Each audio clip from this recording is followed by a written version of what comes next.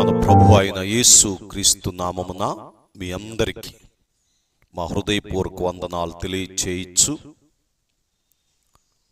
ఆత్మీయ జీవితమును రగిలించుటకై అనగా ఆత్మీయ జీవితములో విప్లవాత్మకమైనటువంటి దైవికమైనటువంటి శక్తిని సంతోషమును అనుభవించుటకై మన యొక్క ఆత్మీయ జీవితమును మనము రగిలించుకోవాలి అని నేటి దినములలో ఒక సేవకునిగా మీకు తెలియపరుస్తూ ఉన్నాను. ఎందుకంటే ఆత్మను గనక రగిలించకపోతే ఆత్మీయ జీవితములో మీరు పొందవలసినటువంటి మేలులు, మీరు అనుభవించవలసినటువంటి దైవికమైన స్వస్థతను మీరు పొందలేరు అని దేవుని సేవకునిగా మీకు తెలియపరుస్తూ ఉన్నాను.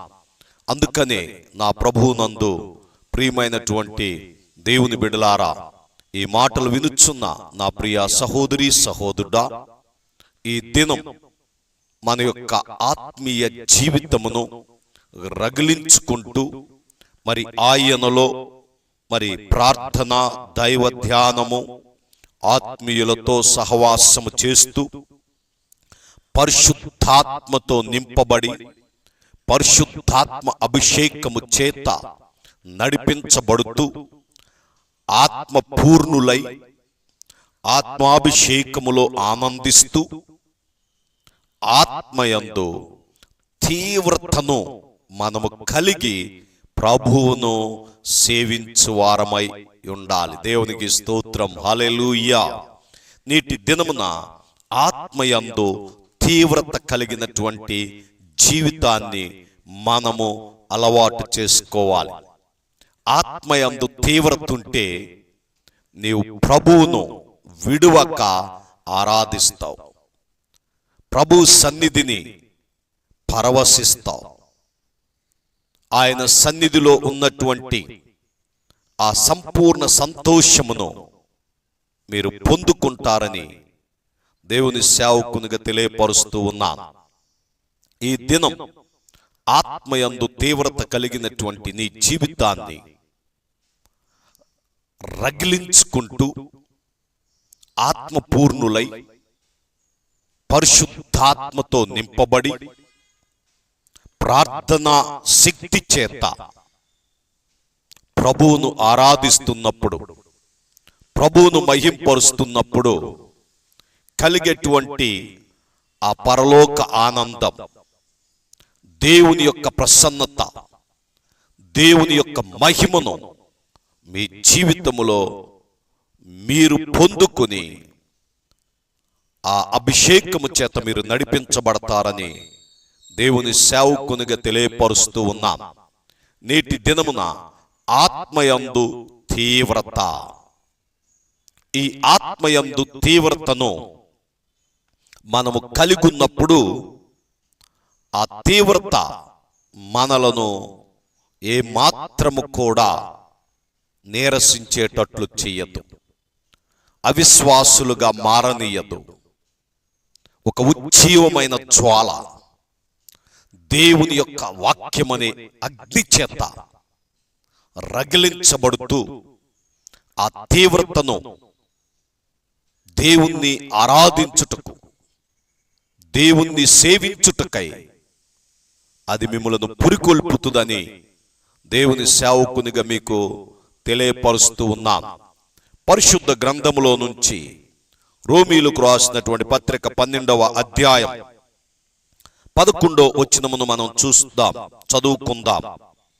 ఆసక్తి విషయంలో మాంద్యులు కాక ఆత్మయందు తీవ్రత గలవారై ప్రభువును సేవించుడి, నిరీక్షణ గలవారై సంతోషించుచు, శ్రమయందు ఓర్పు గలవారై ప్రార్థనయందు పట్టుదల కలిగి యుండుడి. ప్రార్థనయందు పట్టుదల కలిగి ఉండాలి అంటే ఆత్మయందు తీవ్రత కలిగినటువంటి జీవితాన్ని మనము అలవాటు చేసుకోవాలి. ఆత్మయందు ఎప్పుడైతే తీవ్రత ఉంటుందో మన జీవితంలో జరగవలసిన కార్యములను దేవుడు బహు త్వరగా వాటిని ముగించగలుగుతాడు. నీ కుటుంబ జీవితంలో, మీ ఆత్మీయ యాత్రలో మీరు ఎదుర్కొంటున్న అనేక సమస్యలకు ముగింపు కావాలి అంటే ఆత్మయందు తీవ్రత కలిగిన వారమై ప్రభువును సేవించాలి.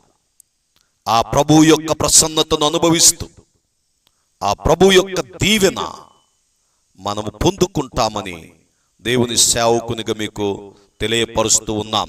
చూడండి, పరిశుద్ధ గ్రంథములో నుంచి అపోస్తుల కార్యములు 18వ అధ్యాయము 25వ వచనములో చూచినట్లయితే, అతడు ప్రభువు మార్గము విషయమై ఉపదేశము పొంది తన ఆత్మయందు తీవ్రపడి యోహాను బాప్తిసం మాత్రమే తెలుసుకొనిన సంగతులను వివరింపగా చెప్పి బోధించుచు సమాజ మందిరములలో ధైర్యముగా మాటలాడనారంభించెను. ఆత్మయందు తీవ్రపడి. ఈరోజు ఎవరి జీవితంలో అయితే ఆత్మయందు తీవ్రత ఉంటుందో వారు ప్రభువును ప్రకటిస్తారు, ప్రభు కొరకు సాక్షులుగా సాగిపోతారు, ప్రభు యొక్క శక్తివంతమైన కార్యములపై వారు మనస్సు పెడతారు. అందుకే ఈరోజు ఆత్మీయ జీవితమును రగిలించుచున్న నీ జీవితములో ఆత్మయందు తీవ్రత నిన్ను తొందర చేస్తా ఉంటుంది. నీలో ఉన్నటువంటి ఆ తీవ్రత ప్రభువును ఆరాధించుటకు, ప్రభువును సేవించుటకు, ప్రభువును పూజించుటకై అది ఎంతగానో మిమ్ములను బలపరిచిద్దని దేవుని సేవకునిగా మీకు తెలియపరుస్తూ ఉన్నాను. ఎందుకంటే ఈరోజు ఆత్మయందు తీవ్రత లేకపోతే మీరు ప్రభువును సేవించలేరు, ప్రభువును ఆరాధించలేరు, ప్రభు కొరకు సాక్షులుగా నిలవబడలేరు. దయతో గమనించండి. అందుకే దెసలోనీయులకు రాసినటువంటి పత్రికలో చెప్పబడుతున్న మాట, ఆత్మను దుఃఖపరచకుడి, ఆత్మను ఆర్పకుడి. దావీదు భక్తుడు తన కీర్తనలో 18వ కీర్తనలో అంటున్నాడు, నా దీపమును వెలిగించు వాడవు నీవే. మన ఆత్మని దీపమును వెలిగించగలిగినటువంటి శక్తి దేవునికి మాత్రమే ఉంది. అందుకే ఆ దేవుని యొక్క ఆత్మ చేత మనము నడిపించబడుచు, దేవుని పిల్లలముగా పిలువబడుచు, ఆ పరిశుద్ధాత్మ అభిషేకము పొంది, ఆ పరిశుద్ధాత్మ నింపుదల కలిగి ఆత్మ పూర్ణతలో ముందుకు సాగిపోతున్న నా జీవితంలో ఆత్మయందు తీవ్రత ప్రారంభమైంది. ఆత్మ మనలను తొందర చేసింది. ఆ ఆత్మ మనలను ఆత్మీయ వరముల వైపు నడిపించింది. అట్టి ఆత్మీయ వరములను అభిషేకించుటకై, అట్టి ఆత్మీయ వరములను పొందుకొనుటకై మనలో ఒక తీవ్రత అనేటువంటిది కలిగి ఉండాలి. ఆ తీవ్రతే మనలను ప్రభువును సేవించేటట్లు చేసింది. రోమా 12:11 వచనం ప్రకారముగా మీరు ఆసక్తి విషయములో మాంద్యులు కాక, అనగా మందగిల్లక, లేకపోతే అలక్ష్యము నిర్లక్ష్యము ఉండక ఆత్మయందు తీవ్రత గలవారమై ప్రభువును సేవించుడి, ప్రభువును సేవించుడి. ఈరోజు నీవు దేవుని సన్నిధికి ఏ రీతిగా వస్తున్నావు? ఈరోజు నీవు దేవుని సన్నిధిలో ఏ రీతిగా ప్రభువును ఆరాధిస్తున్నావో నీ ఆత్మ తీవ్రత, నీ ఆత్మీయ జీవితమే తెలియపరుస్తూ ఉందని గ్రహించు. నీలో ఉన్నటువంటి ఆసక్తి ఇదిగో నన్ను భక్షించుచున్నది అంటాడు. నాలో ఉన్న ఆసక్తి నన్ను భక్షించుచున్నది, అనగా నన్ను నలిపివేస్తుంది, మింగివేస్తుంది, తినివేస్తుంది. ఈరోజు ఆత్మయందు తీవ్రత కలిగిన వారమై ప్రభువును సేవించాలి.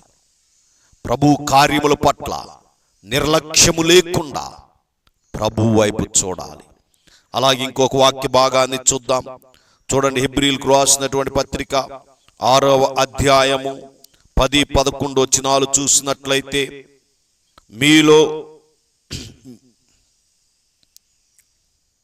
మీరు చేసిన కార్యమును మీరు పరిశుద్ధులకు ఉపచారము చేసి ఇంకను ఉపచారము చేయకుండుట చేత తన నామమును బట్టి చూపిన ప్రేమను మరుచుటకు దేవుడు అన్యాయస్తుడు కాడు.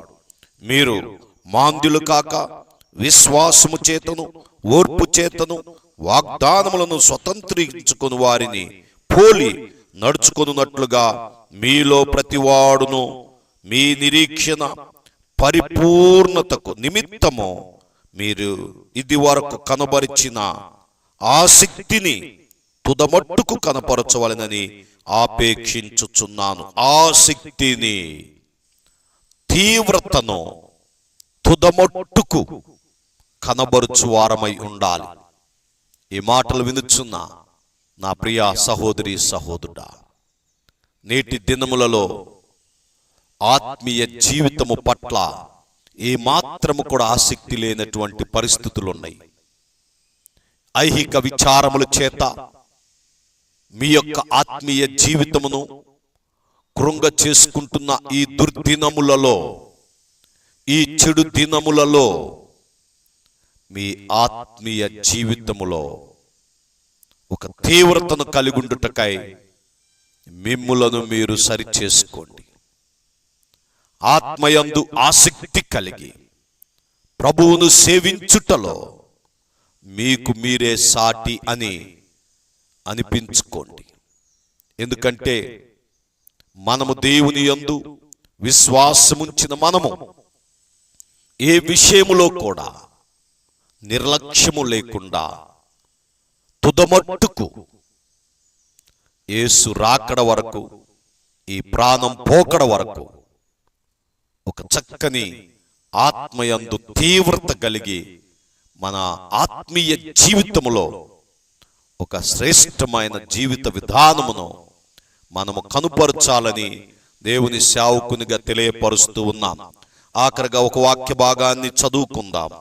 ఎఫెసీ రాసినటువంటి పత్రిక 6వ అధ్యాయం 5-8 వచనాలు మరి నేను చదువుతున్నాను, దయతో వినమని ప్రభు నామమును మనవి చేస్తున్నాను. దాసులారా, యథార్థమైన హృదయము గలవారై భయముతోను వణుకుతోను క్రీస్తుకు వలె శరీర విషయమై మీ యజమానులైన వారికి విధేయులయుండుడి. మనుషులను సంతోషపెట్టువారు చేయునట్లు కంటికి కనబడుటకే కాక క్రీస్తు దాసులమని ఎరిగి దేవుని చిత్తమును మనపూర్వకముగా జరిగించుచు మనుషులకు చేసినట్టు కాక ప్రభువునకు చేసినట్టే ఇష్టపూర్వకముగా చేయుడి. దాసులైనను స్వతంత్రుడైనను మీలో ప్రతివాడును ఏ సత్కార్యము చేయునో దాని ఫలము ప్రభువు వలన పొందునని మీరు ఎరుగుదురు. ప్రభువు వలన మీరు పొందుదురని మీరు ఎరుగుదురు. కనుక దేవుని యొక్క ఆశీర్వాదం అనే ఫలం, దేవుని యొక్క దీవెన అనే ప్రతి ఫలం మీరు పొందాలి అంటే ఆత్మయందు తీవ్రత కలిగిన వారమై ప్రభువును ఆరాధించాలి, ప్రభువును సేవించాలి. ప్రభు కొరకు మనలను మనము సమర్పించుకున్నప్పుడు ప్రభు మన పట్ల గొప్ప కార్యములు జరిగిస్తాడు. కనుక అట్టి ప్రభు కొరకై మీ ఆత్మను రగిలించండి, మీ ఆత్మయందు తీవ్రతను పెంచండి. ఎంత తీవ్రత పెరిగితే అంత అద్భుతమైన కార్యాలు చూస్తారు. ఎంత తీవ్రత పెరిగితే అంత దేవునితో ఏకమైపోతారు. పరిశుద్ధాత్మ అభిషేకము చేత, పరిశుద్ధాత్మ వరముల చేత, పరిశుద్ధాత్మ ఫలముల చేత మీరు నింపబడతారు. అనేక మందికి దీవెనకరముగా కనబడతారని దేవుని సేవకునిగా తెలియపరుస్తూ దేవుడు తన మాటలు మనునికులు దీవించి ఆశీర్వదించును గాక. ఆమేన్. దేవుడు మిమ్ములను మీ కుటుంబాలను దీవించి ఆశీర్వదించును గాక.